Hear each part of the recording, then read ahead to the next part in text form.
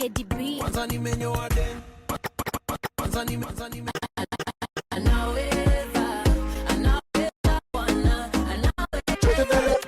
Check it. Baraka za baba. Yendo number uno, Yesu number uno. Yeah. Number uno, yendo number Fichocha. What is working in my life, oh? Working in my life. Praise the Lord, and thank you once again for joining us for another episode of the Angaza Show. My name is Pastor T. Mwangi, and today we want to discuss on something that is very rampant and also something that is very common in our society, and it's not a good thing. The cases of suicide have been on the increase. And this is also the other paradox, is that there are many people who have been thinking and people who have thought about it. And, it's only that they possibly didn't get the time or even the space for execution.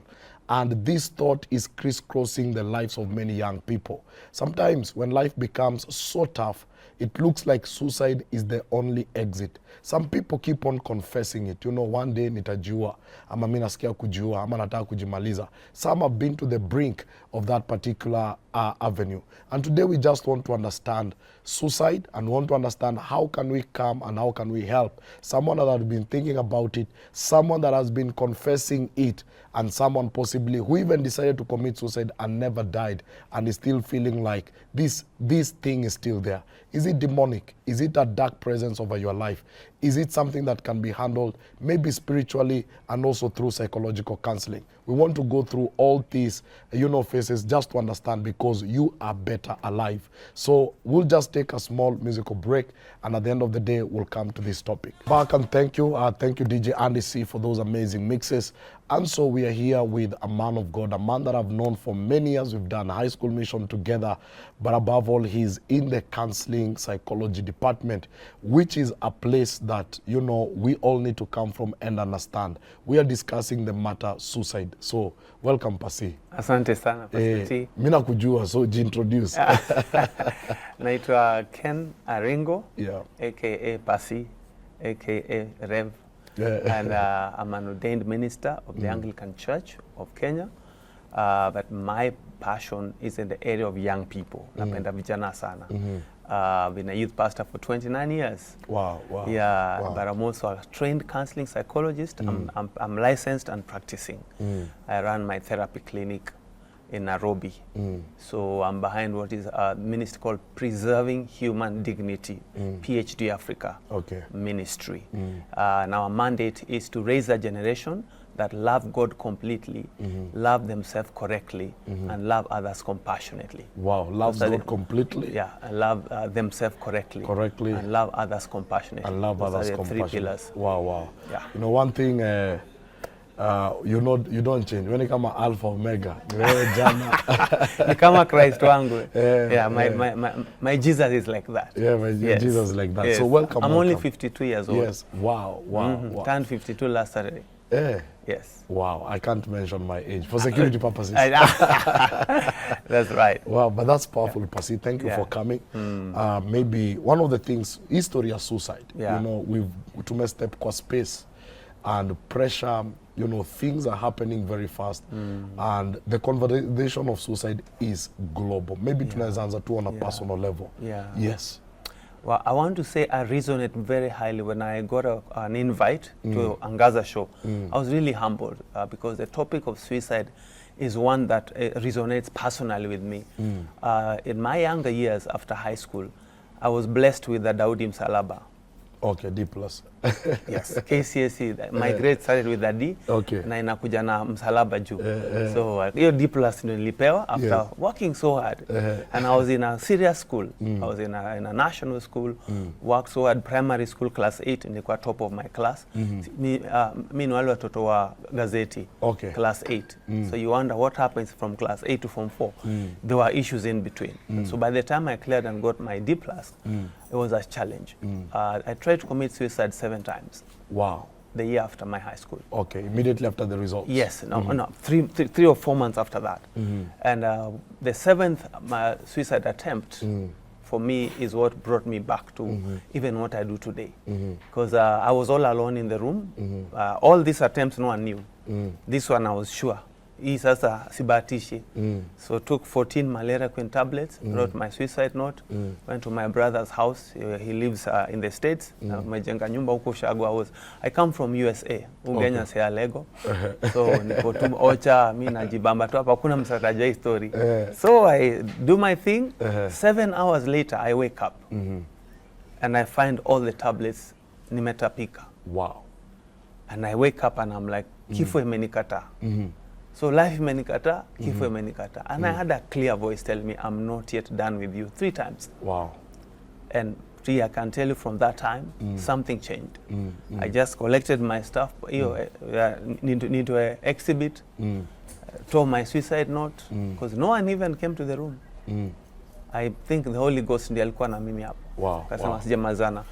So that has brought me to a place whereby even my specialization as a counseling psychologist, as a minister, I resonate very well. And my mandate is to young people, because I was about the age of 18, 19.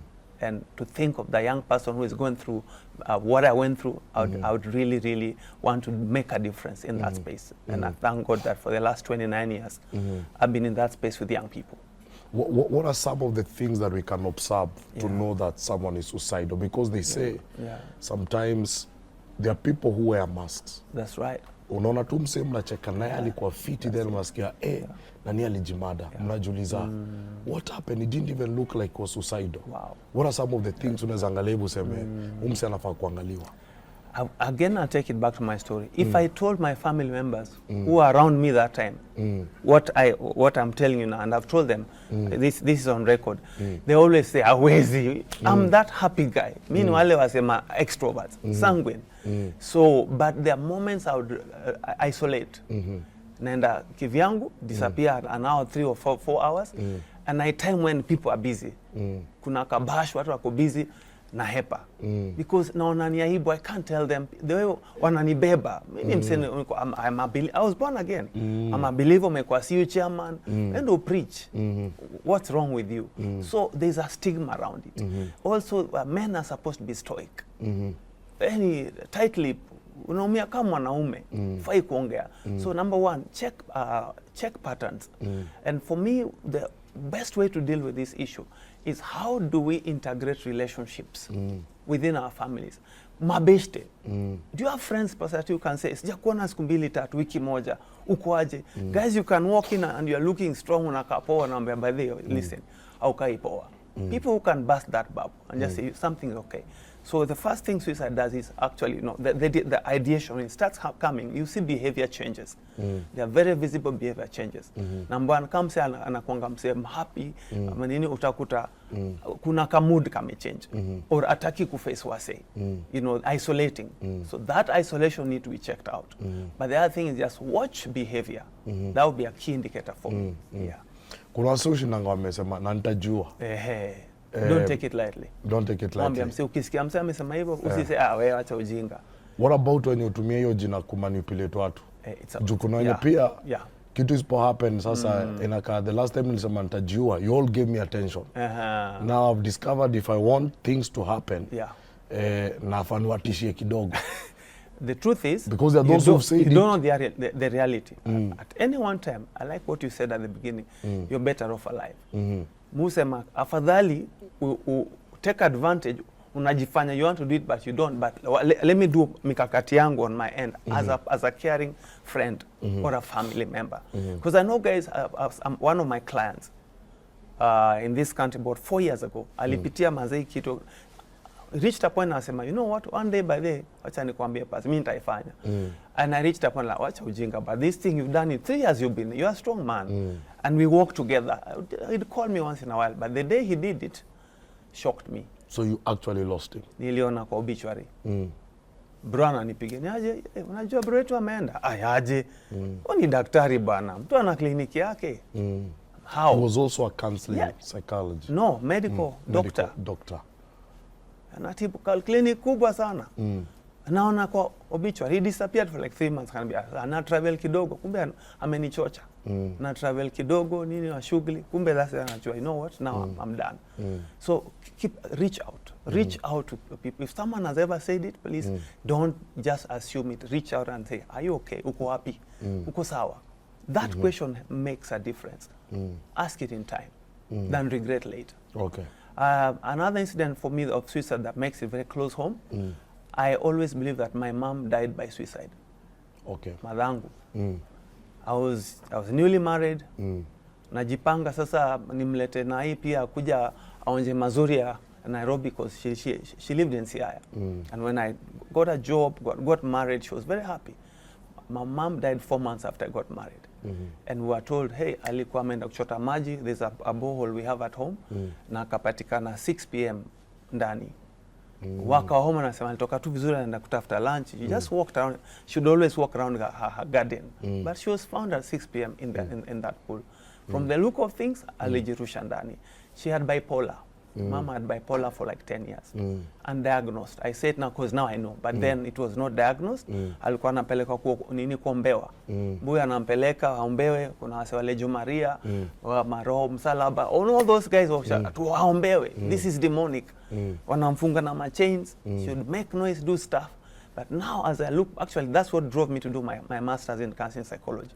Because I remember what my mom went through. Like, what if someone had taken care of this lady? What is bipolar? Because I've heard of it. Yes. Kuna watu semanga ni hormones. Kuna time umejump. Kuna time umefurahi. umefurahi. Yeah, it's crazy mood swings. So number one, it brings, it's one of those mental health conditions that is clinical diagnosed that makes someone have erratic behavior. Unaona mse anatoka place where amefurahi amenya. He's all over the place jumping and mbonga nawe the next minute or the next day hataki kuongea. So that mood swings. But the other thing is that they're just chemical imbalance in the brain. Okay. But sometimes it's out of trauma. Are you born with it, or is this something that it's acquired two ways? Okay. Sometimes unaweza zaliwa nayo, but also because of the PTSD. Msa amepitia trauma fulani, anakuwa PTSD, that's post traumatic stress disorder. Okay. Yeah. Sana watu kama majeshi wazinawapata because of what they've gone through. Mtu yeye alikuwa abused. Mtu yeye alikuwa abused. Okay. That silence akanyamaza, then baadaye sasa because of that kunyamaza nafika point mali sasa mwili the body keeps counts. The body keeps a count and I tell guys every time usiwahi fikiri unaweza nyamazia kitu na hii mwili umefanya. Someone was abused, was raped na akanyamaza. But sometimes also it's just that the in the family, it runs in the genes of the family. Kuna msee kwa jamii alikuwa na a condition inakuja it runs in the line of the family. So it could be genotypal or just out of trauma. Out of trauma. Kwa hivyo kuna wenye walizaliwa nayo juko kwa family na kuna wenye sasa ni juu ya events za life. That's life. Things they never spoke about. Right. Tensions. You didn't mourn someone as what's supposed to be grief. One issue after the other. Grief. Yeah. Okay. There are two ways. So now later is when you discover mom was going through. So mom, I think yake sio ya kuzaliwa. For her it was trauma. My mom had issues of abuse. Nikiangalia poa, unajua kitambo mbuyu akipiga mother, kulikuwa na agreement sign hapa kuna kulia na nguvu. Okay. Usipige kelele. Heshima ya jamii. I call them the family secrets.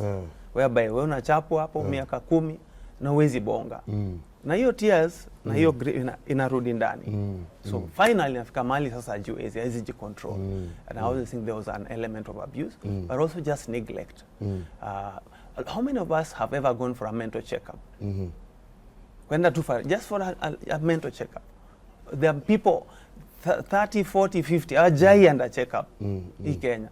Just so it's because again there's lack of medical health, primary health facilities. Hakuna even equipment for diagnosis, lack of trained staff or very minimal trained staff. In our country, check how many psychiatrists and psychologists are in this country. KNH, how big is KNH? And all these level 5, level 4 hospitals. You'll be shocked unakutani one psychiatrist. So one for 100,000 people. Actually, the ratio right now, there's about 1 or 3 psychiatrists for every 100,000 people. Ataona sangapi. So there are many people who are undiagnosed, have not been able to check, so that you are dealing with something na hujui hata ni nini. Alafu naitwa ni mwenda zimu. Alafu sasa unajua naturally si tulijua unaendanga hosi ukisikia uchungu. So unaona na mental health haina uchungu. Unasikia msie tu amejifunga kwa hao, yeye bibi ndiye amemwacha. Ama unakatia mrembo amekuacha kwa mata. Kwambia mazee mimi vile unavaa ama vile unajibeba ama job imeisha. I saw guys during COVID. Kuna mse wangu pilot alipitia job imeisha, wamepack mandege amekaa kwa 3 months. Wife akamwambia nini wacha nikwambie mimi nimekuondoka. The lady left her. Juu amezoea maisha ya juu. Sasa hana kakitu. Unakaa kwa hao. Mwanaume afai kwa nyumba. As we speak sasa yeye ana deal. Hajai rudi job. Juu he went through a PTSD. Juu he defined identity yake ilitoka kwa job. I discourage men from making your identity your job. I hate introduce myself. I'm Kena Ringo and I'm a counseling psychologist. I hate that introduction. I like saying I am a child of God. Purpose yangu si job yangu. So that if job ikiisha, bado niko na kakitu. There's a way I define myself that is not my vocation. And do you think this is the current pressure now? Because that's the pressure. Nowadays, even when you sit with many young people and ask them why they are depressed, it is because they have no access to majorly material things. But also reputation. Wasi wanakuchukuliaje.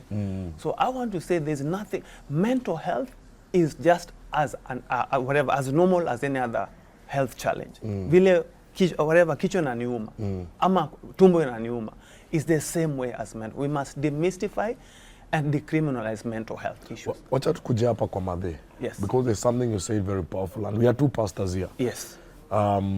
About when alianza kumanifest some character ya bipolar. Yeah. The next thing ilikuwa ni maombi. Is the church failing on understanding this thing and possibly trying to cast out a demon that does not exist? And is mental health demonic oppression? Wow, thank you. What is mental health? Number 1, a human being is tripartite. 3 things. We are body, we are mind, we are soul. So the body can get sick. The mind can get sick. The soul gets sick. That's why Jesus Christ came to deal with the soul. But mind sasa hapo ndio tuko hapo. Most of us, I think the church many times is not failing, is ignorant. The Bible says my people are destroyed for lack of knowledge. Yeah. Pastor T, I was a vicar in an Anglican church. Someone came to me with a case when I heard that lady talk. Nikasema, kuna shamba, but kuna kitu ingine mother ananiambia. And she's about 50 plus, almost 60. Nikasema hii narudi shule. Do you know I went back to school? Nikasema I don't want to misdiagnose, misrepresent God. Sitaki kwa mse people are coming to help na mimi ndio nawaumiza zaidi because of ignorance. So I went to top up my knowledge in mental health. Ndio niweze kusaidia washirika vipoa. So I want to say the church needs to invest in training of its ministers. I was so happy that in my class, my cohort, in our class, we had about 7 pastors, but 5 of them were Catholic fathers. Wow. Pentecostal walikuwa mmoja na mimi Anglican. So nikasema what has the mainstream church Catholic in this case like in my court I asked what do they know that they're saying and then issue because we need to be equipped. Mental health needs understanding. You cannot deal with someone who has bipolar or someone who is dealing with anxiety or depression na unaanza kumweka. The Bible says pona. The truth is maombi ni poa. But this is just a sickness nkavile nimekata mguu nafaa kuwekwa bandage ipewe time ya kuheal. That is mental health. So it needs expertise, understanding and training. So how many of us are equipped on issues mental health? Also, I'm happy that on Angaza show we're talking about mental health because we have not mainstreamed conversations around mental health. So that's the other thing. So ignorance is a major issue. So I want to say there's an element of also demonic aspect. There's a reason why my mom was being, she did some things that needed prayer. But kama mse umemfunga for 1 week na nyororo, na unasikia alikuwa navuta hiyo nyororo, mother nyororo kama ya dogi kubwa bulldog anatoa anaikata. But by the time anamaliza mguu imeyuka mpaka unaona bones. Are you helping that person? Na for rima, are we doing the right thing? But you see, because of ignorance, tumshikilie enough, detaining. I know guys who are detained and chained in a hospital bed somewhere. I was in a country last week, I won't say the country. I went to their mental health unit, I was shocked. Watu wamefungwa na manyororo. Juniwenda wazimu. That is not how to take care of people.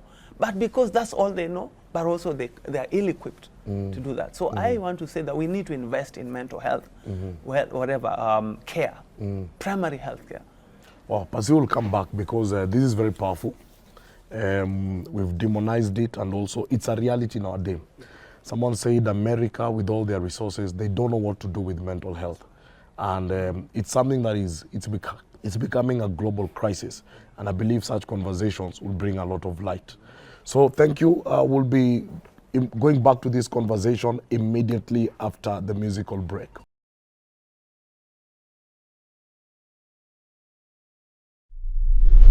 So welcome back, and thank you very much. We are so excited that we are having this conversation. In fact, they say you're either a victim, even you may be watching right now, or you have a victim that is around your vicinity that you know about. And this is a reality in our day. You know, even America, with all their resources, they've reached a place and they don't know what to do with this matter. And I'm happy you're having this conversation. I believe when I look at the issues of, you know, stress, depression and all that, inakanga ni kama sometimes utakutulingia. It's either ndo unaingia ama ndo unatoka ama ndo uko karibu kuingia. Kabisa, very true. But it's part of life. That's right. But I think the point here is, how do we navigate? Even the Bible does not promise us a walk in the park. That's right. You know, one of the things I read somewhere about pain, and someone said we've taught people on how to be successful, but we never told them that pain is part of the journey. So when pain comes and it doesn't serve you notice, that's right. Unakanga tu hivi unatumia message unaambia your mom is sick. After a few minutes your mom is dead, and you're like, it's a whole new world. Ama msema ameingia kwa account yako na akatoa kila kitu. Yes. Umebaki bure. There's something you mentioned there. Allow me to just share some statistics. In Kenya currently, every day we lose 4 people who die by suicide. 4 wow. Per day. In a year, it's 703,000. So after every 6 hours, someone is committing suicide. Globally, every second, wase wanne wamekata. Globally. What? So, and again, remember that suicide is a stigma subject, very shame-based. So statistics are minimal. I can assure you, si kila familia report. I'm a priest, I go to bury. I know a guy mwenye sister anambia, hey bro, mazi alikata. The day I went for burial, nikaitwa kama mchungaji unapozikana, uvuka ni vile unajua mambo. So wakani wekea kidogo so that manage audience. In short, danganyana isionekane jamaa alijiua. Are you seeing? Because what I think stigma utoka na tutakanika tulikuwa irresponsible. Do you? So tunaficha. But now in this family, tuko watoto 6, kuna grandchildren, wamesikia tukidanganya. Na because mtu ana feel, mother ame commit suicide, ana feel angry. How? Na like me, my mother alikuwa mtu wa church. Wale watu mothers wa kanisa. Anakufaje hivyo? So wezi hata sema hivyo. But now, when you hide it because of the shame, are you helping the other people who are dealing? That's what I'm saying. We need to mainstream this conversation so that people realize it's okay not to be okay. Kukasirika ni poa. Mukasirika sometimes. What do I do? One of the things I do, I just turned 52 last Saturday. And I'm 15 kilometers every morning. Okay. The reason why I run my 15K every morning, I'm trying to debrief. I realize muaga na energy mob sana. There are days I say, wezi kutulia. Wezi katu place moja. That is what they are saying. But the truth is, body yangu si body yako. So I realize I need to get myself active, get a place to sweat it out. So nimekuja nimetulia. I'm able to go to sleep and sleep well. And so what are you doing for self-care? We need to find a way to decompress. Unakuta you in a life that keeps you sitting a whole day. Kuvo mazoezi ni therapy. Ni poa. It's called exhaling. Okay. Yeah, Okay. You get your body tired, then now unakuja una cool down, una relax. Jukulala pia ni part ya therapy. Ndio hiyo. Pia sleep. The people don't unakuta mse ana proud. Mulala masaa 3 4. Mimi hujituma sana. Lakini pia kuna wengine pia usingizi ipatikani. Haipatikani. Ni ugonjwa hiyo. You need to find a way, how do I work for my 8 hours of sleep? Because it's important that your body gets to rest. Imagine inatoka Dar es Salaam mpaka Busia. na ikifika narudi. Hata basi ufika mahali tulia bana. Jaribu kutoka hapa na hizi coach kwenda Kampala. I tried it. Kifika Kisumu hata madereva wana change. Inapoa ka relax kidogo 30 minutes, the next inafika border ina stop. It wants to cool down. How about human beings? So we must learn how to pace ourselves, decompress, exhale and inhale. Food, nutrition is part of our mental health. Wow. What do you eat? How do you eat? Unakula saa ngapi? Unaona msee anachapa ugali saa 6 usiku. Ndiye ametoka job. Kwanza hii generation ya the whole day hajakula. Generation ya makompyuta, forex. Uko kwa kwa computer 8 hours non-stop. Hata usimami. So if you sit in a place where you work behind a desk, I suggest highly every 1 hour simama tu, tembea, rudi. It's part of your health. So it's not just about the thinking. Even it's called biopsychosocial. Najua kuna Gen Z alishikwa kilala saa 8 kwa ofisi. Yes.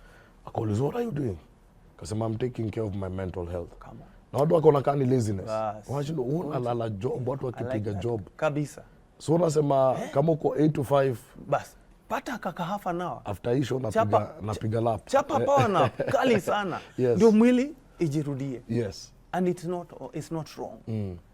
I think just the awareness challenge we have is on mental health. Hakuna awareness, bro. Because people don't know, and you feel, hey, mi ni manzi, mbona unachoka mwanaume anachoka aje?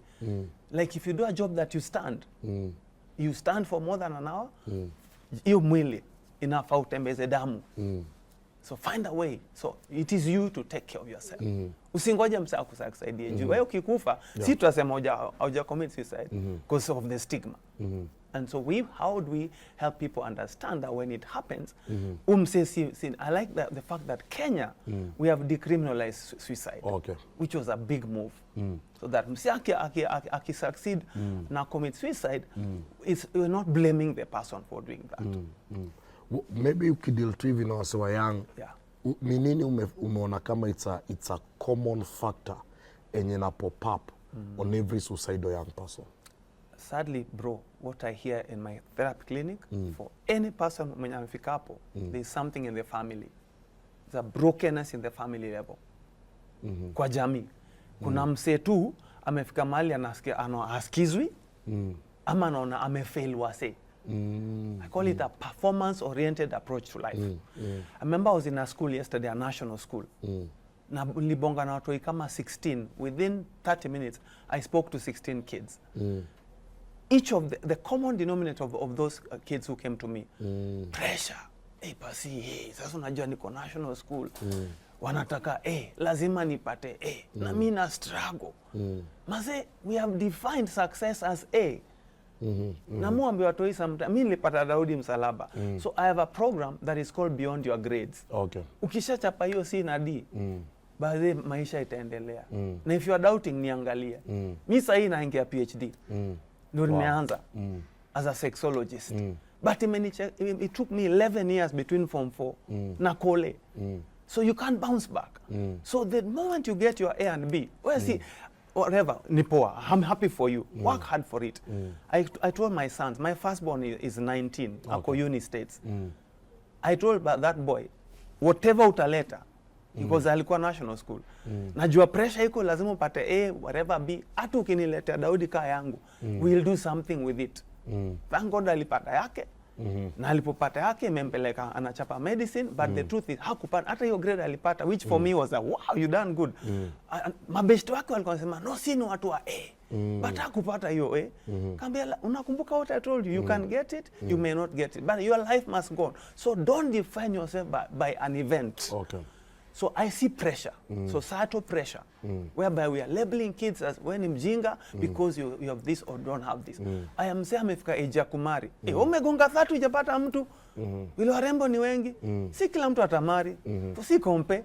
So acha mse. Kanta kuoa akiwa 40. So there is a lot of societal pressure. And performance. Performance.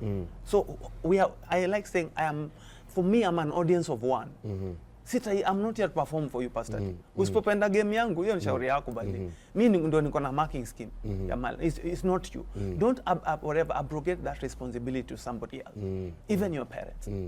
Live your life, pace yourself. We are different. We are unique. That's why I'm called Ken, you are called Pastor T. That's true.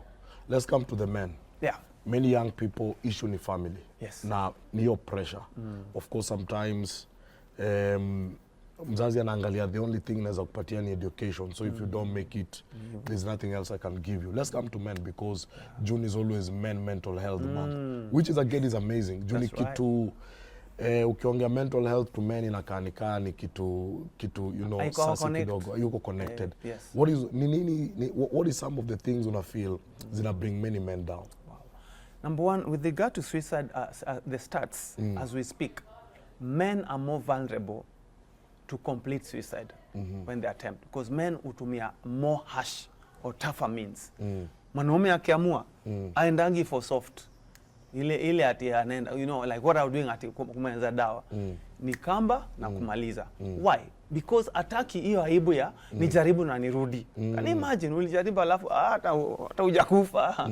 Sasa itakuwa worse. So there was a video going around on social media of a man who was on some floor. I think it was captured with a phone. Yeah. Na watu walikuwa wanamwambia jiwe ni wengi wamekufa. Then vile alijirusha wasa wakasema haiona huyu kijana na alikuwa serious. You know. Yeah. So I looked at it, it was men actually walikuwa wanamwambia wewe jiangushe. So it's like it was like challenging his ego. But I think as you said, maybe that man just needed one positive word. Kumwambia by the stop. Usijaribu. Wacha tu. Yes. You are still needed. So let me say, guys, society, especially African society, we are very patriarchal, Pastor T. Mwanaume aki lose job, inakuanga crisis. But mother ama wife, wako sahi aki lose job, mrembo utakuwa sawa, utamu encourage. Wewe mwanaume, tell me how many times in a year you get people sit with you just to encourage you. Hata fellow men kuambia tu bro uko sawa. I remember I lost my job about some time back. When I lost my job, by this, I was in a job whereby my phone used to ring in a day, an average of 40 times in a day.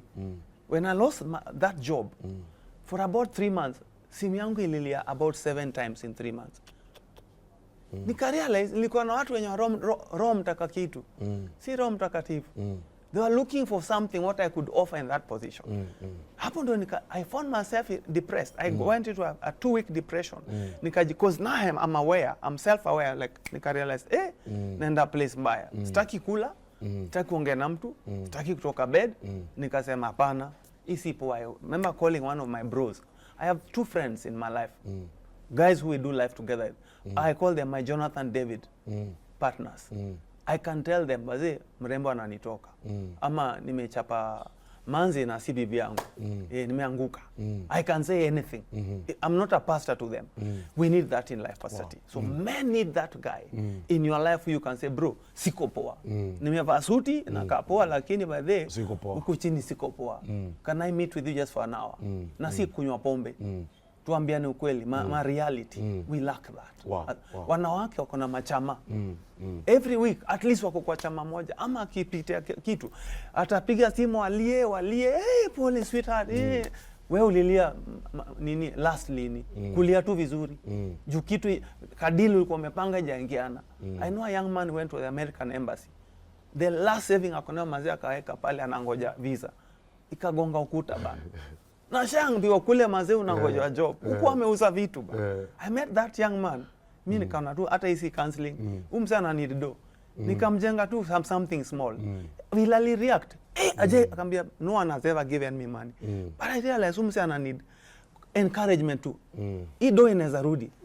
Nikampatia a start. Fanya kabiashara hivi, jishikilie na hii. That guy a year later, Pastor T alinijenga. Alinitumia kitu mpaka akasheke mpesa. Just say, someone gave me back my life.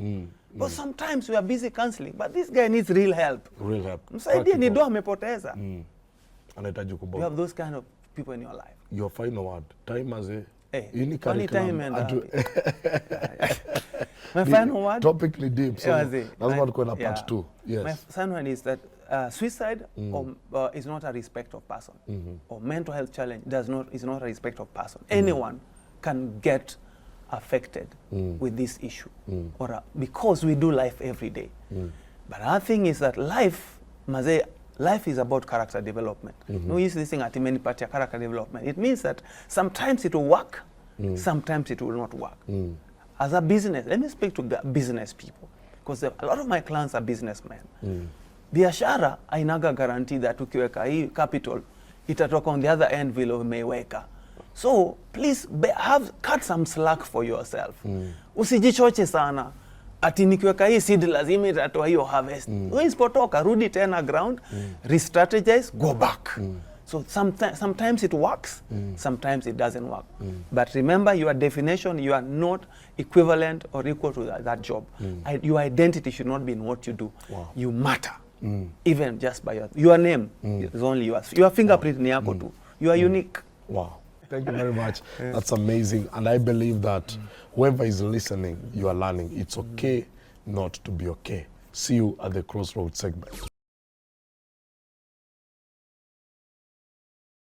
Welcome back, and this is the Crossroads segment. I believe many things have been said in that interview, but what stood out is that man exists in three entities. You exist as a body, as a soul, and also as a spirit.